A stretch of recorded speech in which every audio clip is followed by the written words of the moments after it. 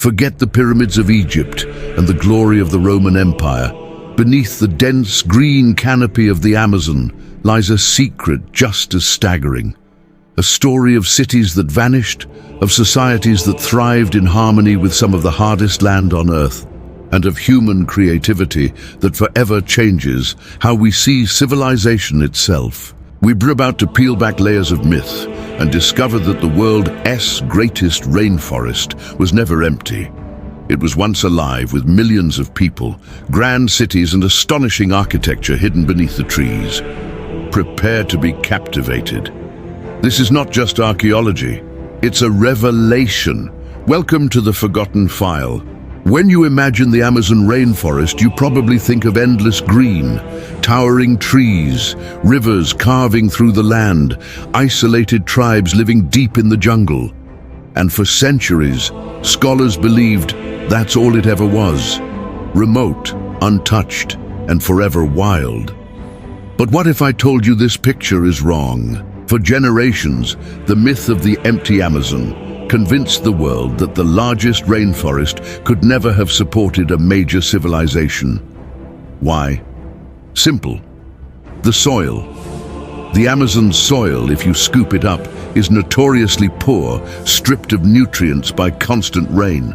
It seemed obvious. People could camp here, perhaps in small groups, but build cities, feed thousands? Impossible. This belief fit neatly into colonial ideology.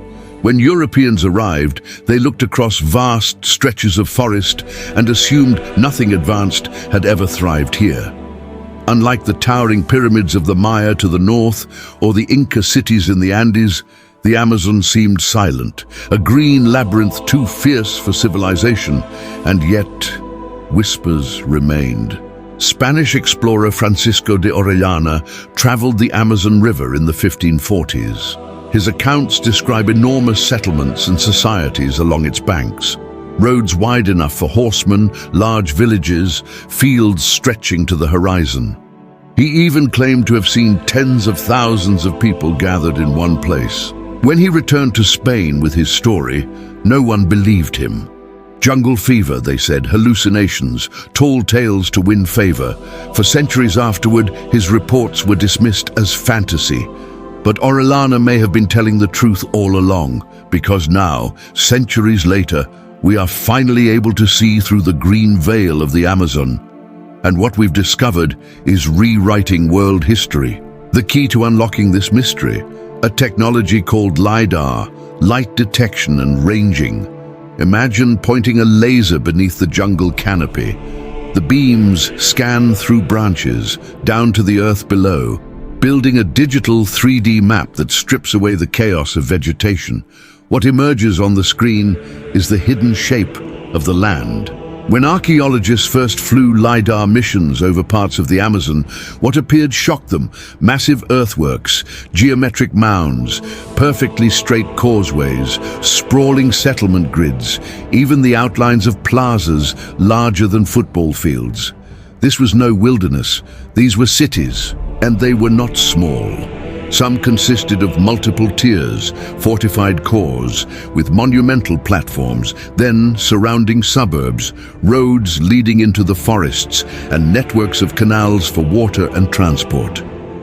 It turns out millions of people may have lived here before European contact. Millions. Think about that the next time you imagine the rainforest as virgin or untouched. And here's the incredible part. The forest didn't erase them instantly, it protected them. The jungle grew over streets and plazas, camouflaging them so completely that outsiders passed them by for centuries. But underground, the past waited. The Amazon is not the absence of civilization. It is the graveyard of one, or perhaps many. And with every LiDAR flight, we find more evidence. Vast squares aligned like city blocks. Pyramidal platforms of earth that once supported temples, causeways as wide as modern highways, stretching miles in perfectly straight lines through what looks like impassable jungle. It's nothing short of breathtaking. And suddenly, those Spanish stories of mighty societies don't sound so impossible after all. But here's the twist that makes this discovery even more compelling. The Amazon didn't just hold towns and villages. It hid the traces of cultures whose sophistication rivals some of the so-called classic civilizations we put on history's pedestal. The myth of emptiness is gone. In its place stands a vast question. Who were these people? How did they survive here? And what did they know? What secrets did they master that we're only just beginning to rediscover? This is where our story begins, in the ruins of civilizations swallowed by the jungle, in cities made of earth and wood, erased from the colonial gaze, in whispered accounts once dismissed as lies. And thanks to modern archaeology, those whispers are roaring back into the present. The great rainforest, that green labyrinth, was once alive with millions of voices, millions of lives, and the land still remembers them. And now, with the myth shattered, we can turn our eyes to the evidence. What exactly did these forgotten societies look like? How advanced were they? And what echoes of their genius still remain, sleeping under the leaves? To answer that, we journey to Bolivia, where LiDAR revealed one of the most astonishing civilizations of them all, the Casarabe culture. In the heart of Bolivia's Llanos de Mojos region, a terrain of wetlands, forests and rivers, archaeologists have unearthed something extraordinary. At first glance, the landscape looks like endless swamp and scattered trees. But beneath it lies the legacy of the Casarabe culture. A people whose imagination and engineering quite literally reshaped the land. The way it was uncovered feels almost like science fiction. LiDAR scans revealed massive settlements, urban centers we never expected to exist in this environment. Complex platforms, ceremonial plazas, elaborate causeways linking sites like veins in a vast body. Entire cities hidden under the treetops, cities that would have rivaled medieval towns in Europe. One site, known as Kotoka, revealed earthworks so massive that archaeologists at first couldn't believe them. Terraced mounds stretching meters into the air, plazas arranged in perfect geometry, wide roads cutting across the jungle in arrow straight lines. Now pause for a moment. Imagine you are in the 13th or 14th century. You fly, not with an airplane or drone, but in your mind's eye, above the Llanos de Mojos. What you would see below is not wilderness. It is a human mosaic. Shining waters diverted into engineered canals, raised fields shimmering with maize or manioc, long causeways carrying people from one settlement to another, smoke from hearths rising into the evening sky. A population numbering in the hundreds of thousands, maybe millions, living in interconnected, planned communities. This is the world we forgot existed. The Casarabe didn't build in stone like the Mayans or Incas. They used the material that was abundant, earth. But don't be fooled by the word simple. These earthenworks are monumental. Some platforms rise 6 or more meters high, engineered with precision to endure centuries of floods and rains. The plazas were massive ceremonial grounds, designed in squares and circles, showing a mind for symmetry and deliberate planning. Roads joining distant settlements radiated like spokes from a wheel, suggesting not just movement but connection, a kind of shared identity across the culture. Even their defensive walls, huge ramparts of earth, show that these weren't isolated hamlets but organized polities, with rivalries, hierarchies and communal labor on vast scales. These were cities just as real as London or Paris at the same time, just hidden beneath a canopy. But engineering cities is one thing, feeding their people is another. And here lies perhaps the Casarabe's most astonishing achievement. They learned to farm the rainforest. To most outsiders, the Amazon looks like paradise, lush and green. But ecologists will tell you the soil here is nutrient poor, washed of minerals by centuries of rain. To grow crops for large populations, you need ingenuity. The Casarabe answered with raised fields. Imagine rectangular plots of land built higher than the floodplain, carefully drained and irrigated. During the rainy season, water was directed into canals.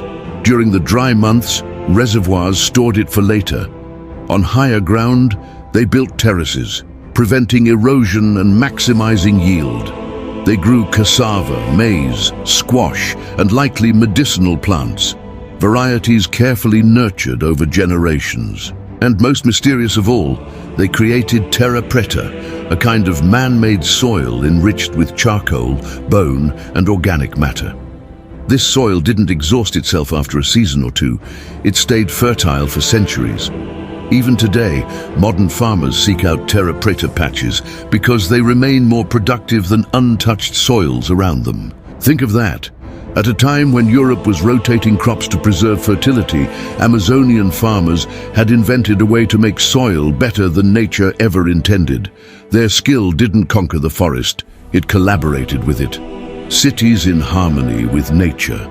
This brings us to another revelation. The Casarabe, and perhaps many more Amazonian peoples, didn't see their cities as separate from nature. They built what archaeologists now describe as garden cities.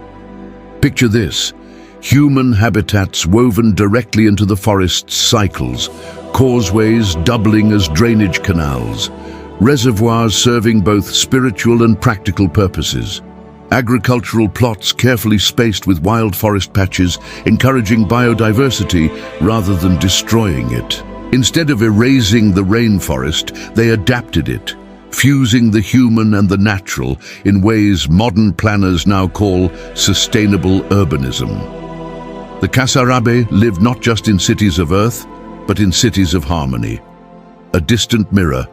What's humbling here is that their sophistication forces us to rethink what it means to be advanced. We're trained in school to associate civilization with stone, with pyramids, palaces, and monuments that last ages. By that measure, the Casarabe's earthen constructions seemed fragile, easy prey for jungle growth. But maybe that fragility is part of the point. These people built in a way that was monumental in scale, but soft on the earth. Instead of scar tissue, their legacy became learning, teaching us that resilience doesn't always mean granite and marble. Sometimes it means flexibility, adaptation. In many ways, these so-called forgotten societies were ahead of us, practicing sustainable systems we are only now, in our ecological crisis, scrambling to rediscover. And yet, no matter how breathtaking their engineering, no matter how ingenious their farming, a civilization is not only bricks, earth, and fields. It is people, it is belief, it is art and ritual. What did the Amazon's great societies dream about? What gods did they worship? How did they see their place in the cosmos? To answer that, we must leave behind fields and plazas and step into their culture, their hierarchies, their rituals, and their imaginations. In the next, we'll explore the spiritual and social worlds of the Amazon's lost civilizations and the human heartbeat behind the earthworks. So far, we've seen the bones of the Amazon's lost civilizations, the canals, the fields, the monumental earthworks. But cities, no matter how beautiful, are not alive without their people. Behind those causeways and raised terraces were families, traditions, rituals, and dreams. To truly understand these vanished cultures, we need to ask, what gave meaning to their lives? How did they organize themselves, love, mourn, celebrate, and worship? This part of the mystery is harder to touch. Wood rots, cloth disappears, voices fade. Unlike the stone temples of Egypt or Greece, many of the Amazon's artistic and cultural legacies disintegrated in the relentless humidity. But fragments remain. Pottery shards, carvings, artistic motifs, and if we listen carefully, they whisper stories of spiritual depth and complex societies. The scale of Amazonian earthworks already tells us one thing. These were not anarchic wandering groups scraping a living in the forest. Monumental construction, plazas the size of football fields, causeways stretching miles, requires leadership. There must have been chiefs, councils, perhaps even ruling families. Someone had to coordinate labor, organize resources, and decide where and how these projects would rise. Archaeologists note that the largest mound platforms, often placed at the city's core, may have been elite residences or ceremonial centers controlled by higher status groups. Around them, smaller communities radiated outward, suggesting structured social layers, from leadership down to farmers, artisans, and laborers. This doesn't necessarily mean kings and queens, but it does mean hierarchical societies with power, responsibility, and probably rivalry. And where there is hierarchy, there is also culture that reinforces it: ritual, ceremony, and belief. Although wooden temples are long gone, the remains of plazas and ceremonial spaces suggest societies centered heavily on ritual gatherings. Imagine thousands gathering in a central plaza, shamans chanting under the stars, fires burning in carved clay vessels, music flowing from bone flutes and gourd rattles. Pottery fragments discovered across Amazonian sites often bear stylized figures. Humans with exaggerated features, animals with symbolic shapes, even mythic hybrids. These motifs suggest mythologies woven into daily life. Spirits of fertility, guardians of water, ancestors watching over the living. Some researchers believe the Amazonian worldview fused the celestial and the terrestrial. Roads and plazas may not have been random. They could align with astronomical cycles, the paths of stars and constellations, just as significant as the earthly rivers. For societies surrounded by tropical abundance and seasonal floods, astronomy wasn't abstract. It was survival, ritual, and identity. In this way, the Amazonian civilizations share something profound with other world cultures: a belief that the cosmos itself is the blueprint of society. And then there's the art. Despite the rainforest's appetite for decay, pottery endures. And from pottery we glimpse their creativity. Clay jars etched with faces, geometric carvings with repeating patterns, ceremonial vessels shaped like animals, owls, jaguars, serpents, each one more than functional. It was symbolic, an object carrying meaning into feasts, offerings, or burials. Though forgotten for centuries, these artifacts remind us that the Amazon wasn't silent. It sang with color, song, and myth, much of which is tragically lost, but echoes in every shard and fragment. Perhaps the most extraordinary lesson of these societies is how they thrived here without destroying the land. 10 million people once lived in the Amazon, yet the forest endured. Contrast this with what we see in so many ancient worlds: Mesopotamian farmlands salinated into desert, Roman landscapes stripped of timber, Easter Island stripped bare of resources. But here, the Amazonian people enriched soils. Terra, Preta, still fertile today. They carved river channels that redirected floods but didn't poison water. They blended their cities with wild patches of forest, creating habitats more biodiverse than untouched jungle. For them, sustainability wasn't a trendy term. It was survival, woven into identity. Their civilizations became models of what some call low-impact, high-complexity societies. Advanced, populous, organized, but in balance with nature. It challenges how we define greatness.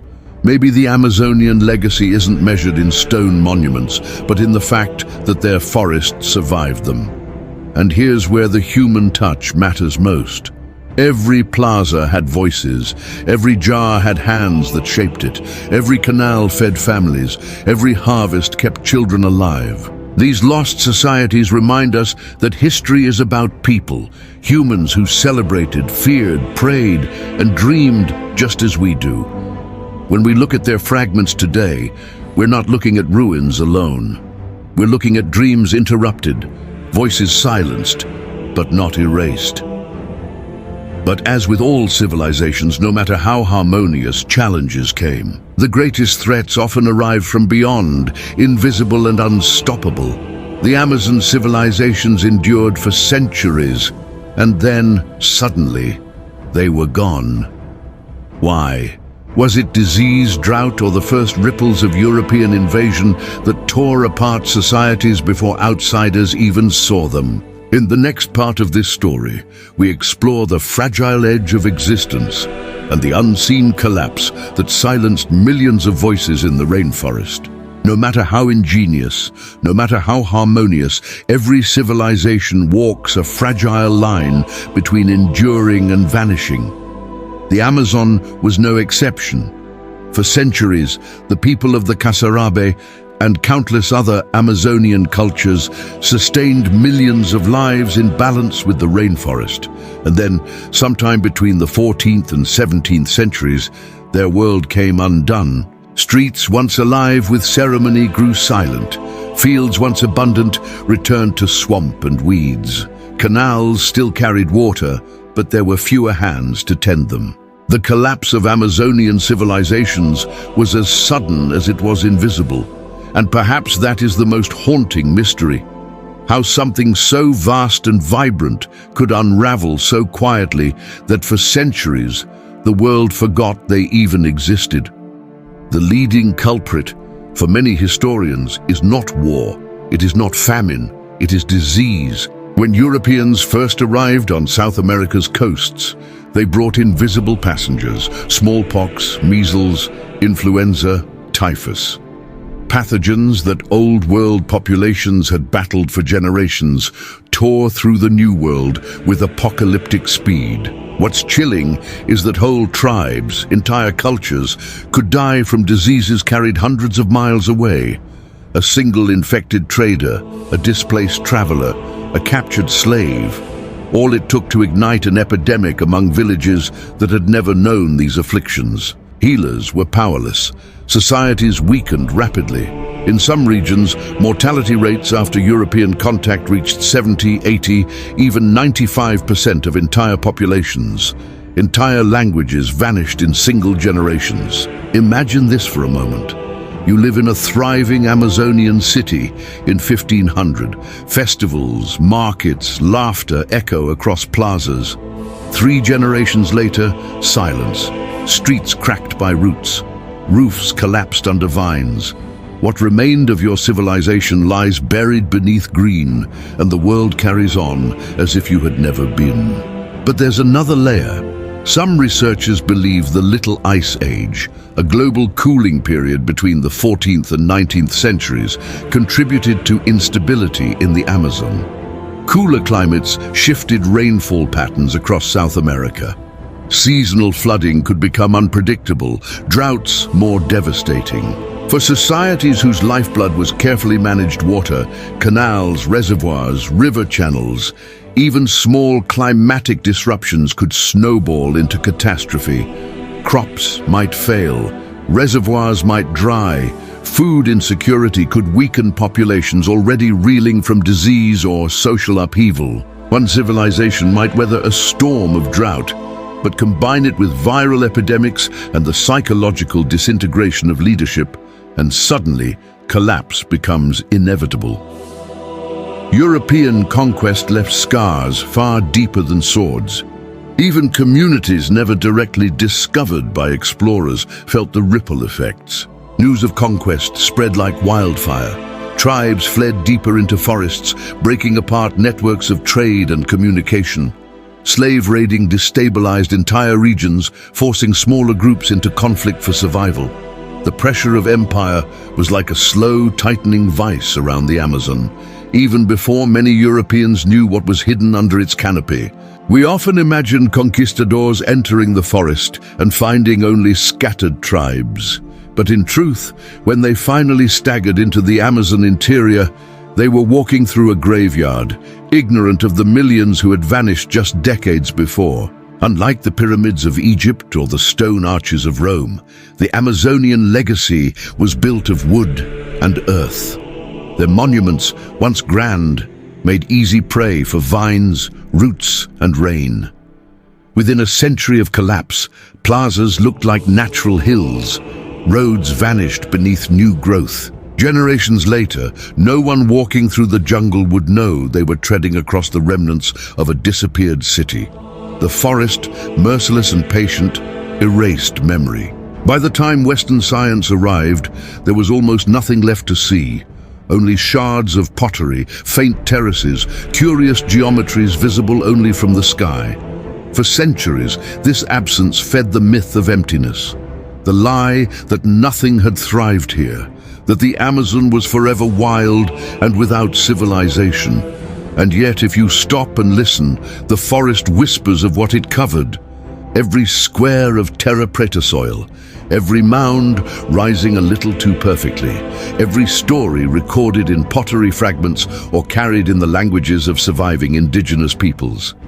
These are the fragile reminders that under the crushing weight of disease, climate and conquest, millions of human lives and their dreams unraveled. The collapse of Amazonian civilizations was not dramatic.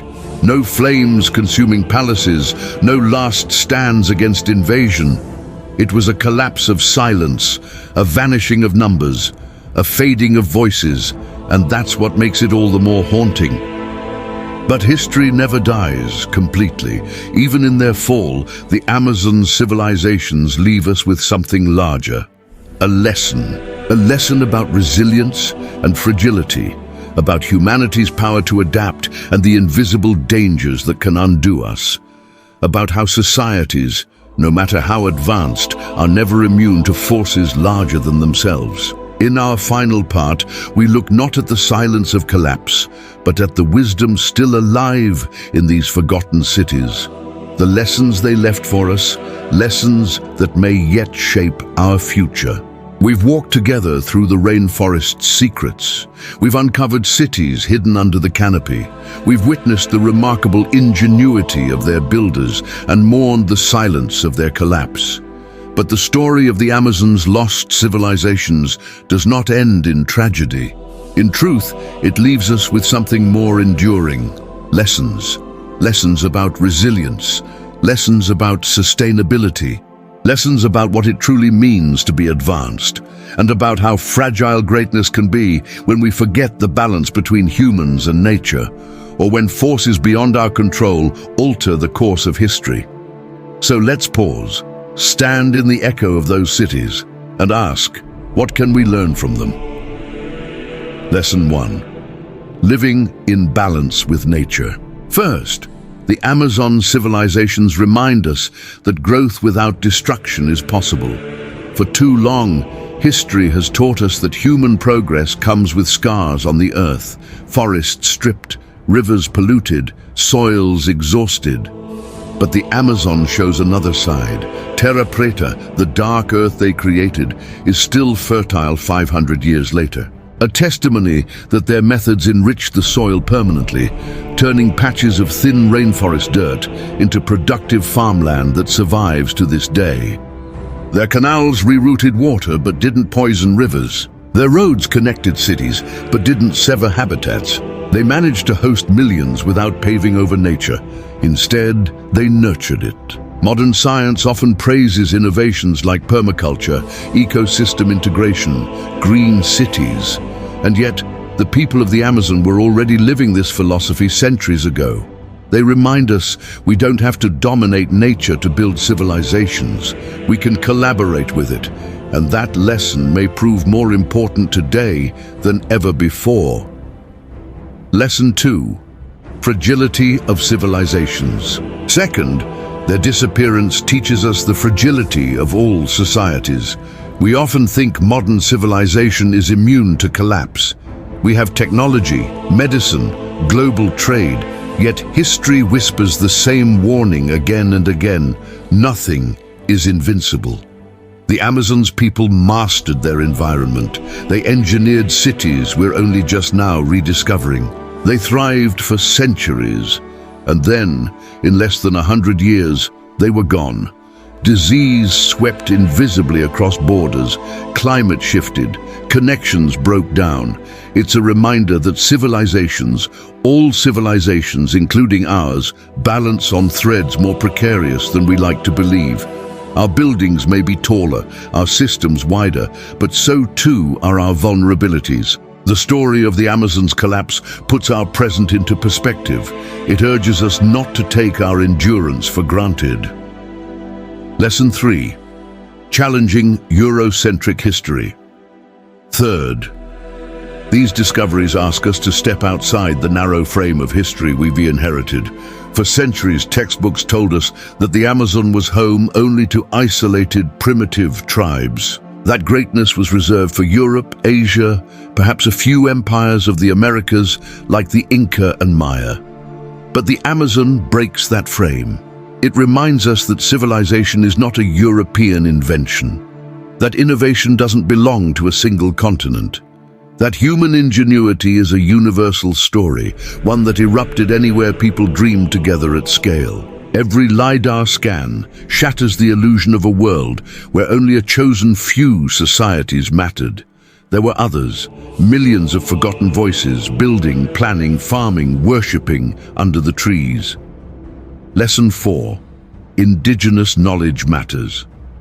But perhaps the most urgent lesson is this: indigenous knowledge is not just history, it is the present and the future. The descendants of these civilizations still live in the Amazon. Many continue techniques their ancestors passed down: small-scale agroforestry, soil enrichment, forest stewardship. For too long, their wisdom was dismissed as superstition.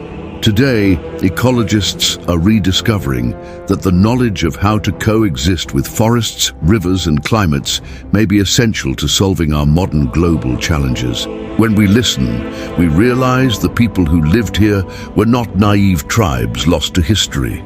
They were experts, scientists in their own right, with insights we desperately need now. If the modern world faces ecological collapse, maybe the solutions are not only ahead of us in laboratories, but also behind us in knowledge that was nearly erased. Lesson 5. The human story. And finally, the Amazon's cities remind us of the human story beneath the ruins. We tend to focus on monuments and mysteries, but at the heart of every civilization are families, communities, relationships. People laughed, sang, loved, raised children, planted seeds, told stories around fire.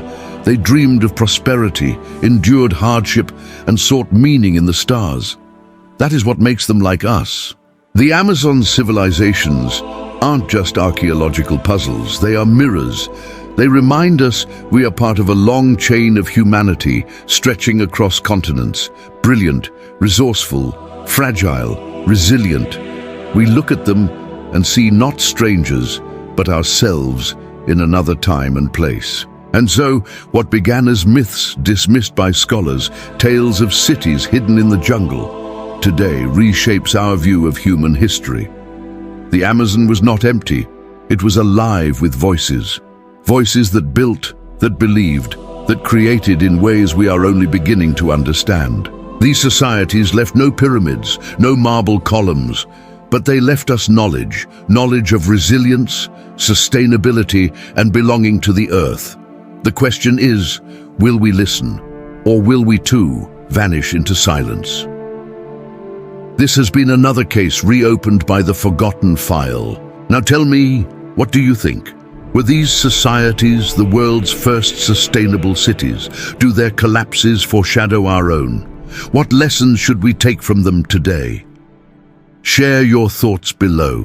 Let's keep the investigation alive together. And if you believe the past still holds answers for the present, subscribe, join our growing archive, and open the next file with us. Because in the forgotten file, history is never truly forgotten, only waiting to be remembered.